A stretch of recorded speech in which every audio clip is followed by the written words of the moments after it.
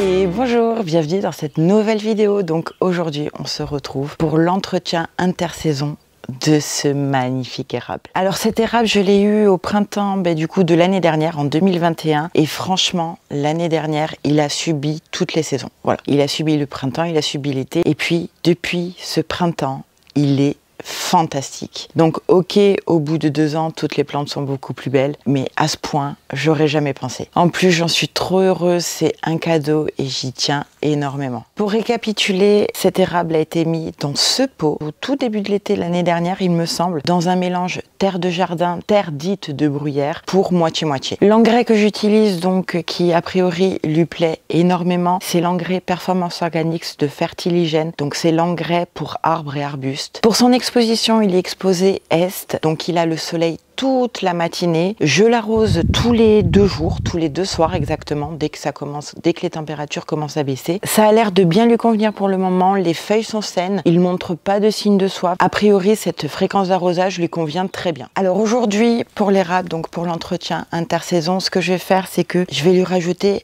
un petit peu de terre dite de bruyère, la même que j'avais mise à la plantation. On va aussi lui mettre l'engrais, donc celui que j'utilise habituellement. Je vais lui mettre 2 petites corbeilles d'argent à ses pieds, un Cerastium tomentosum. C'est super joli et ça va juste permettre de garder le terreau un petit peu plus frais et aussi ça va éviter que le terreau se tasse parce que les érables n'aiment pas trop ça. Et bien entendu, ça va apporter un petit peu de lumière à la potée avec ce joli feuillage argenté et ces petites fleurs blanches. J'ai hâte de voir ce que ça va donner. Alors la terre dite de bruyère donc, que j'utilise, c'est celle de Fertiligène naturel. C'est un produit naturel utilisable en agriculture biologique. C'est fabriqué en France. Elle est utilisable en pot et en pleine terre. Elle est prête à l'emploi. Donc la terre dite de bruyère va apporter un petit peu d'acidité au substrat. J'utilise les engrais Performance Organics pour tout le jardin, donc pour tout l'extérieur. Pourquoi? Parce que c'est pas nocif pour la terre et encore moins pour les animaux. C'est utilisable en agriculture biologique. C'est naturel. Ça nourrit les plantes pendant 3 mois. Celui-là, donc il est pour les arbres, les arbustes, donc les buis, les conifères et les haies. Donc il est vraiment génial et il promet un feuillage jusqu'à 2 fois plus dense. Et comme vous avez pu le voir avec l'érable, il joue bien son rôle. Qui est encore mieux avec les produits fertiligènes. En plus d'être naturels, les emballages sont faits à partir de plastique recyclé.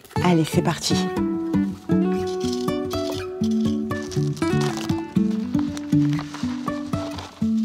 Life is a winding road, no telling where it goes.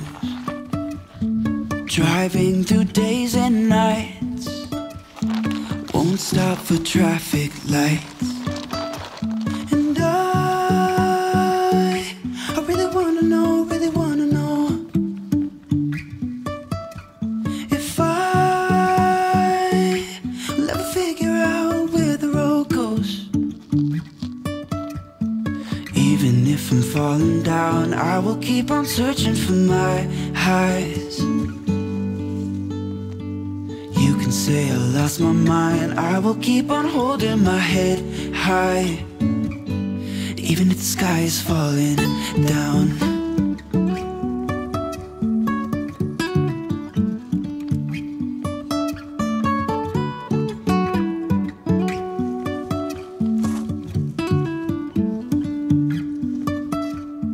Jumping from cliffs so high, trusting our wings to fly. Sometimes we're crashing down, but we get up and start from the ground. And I really wanna know if I will ever figure out where the road goes. Even if I'm falling down, I will keep on searching for my highs. You can say I lost my mind, I will keep on holding my head high.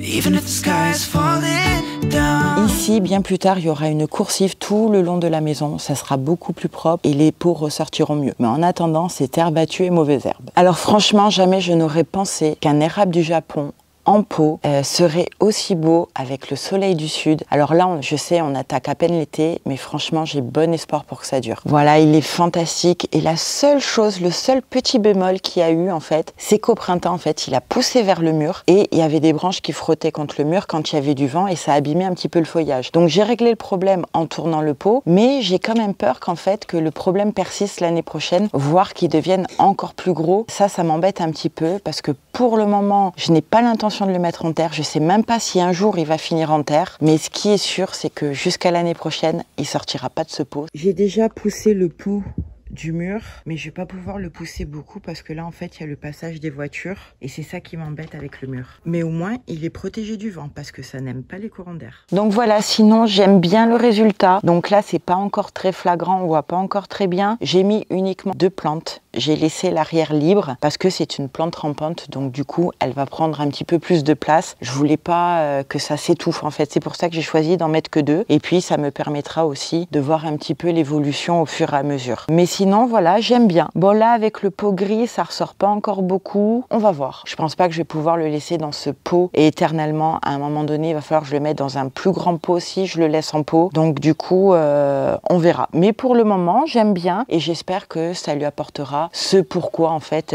j'ai mis ces petites plantes, un terreau un petit peu plus aéré et que le terreau reste un petit peu plus frais. Donc écoutez, cette vidéo est terminée, j'espère vraiment qu'elle vous a plu. Sur ce, je vous fais plein de gros bisous et je vous dis à très vite.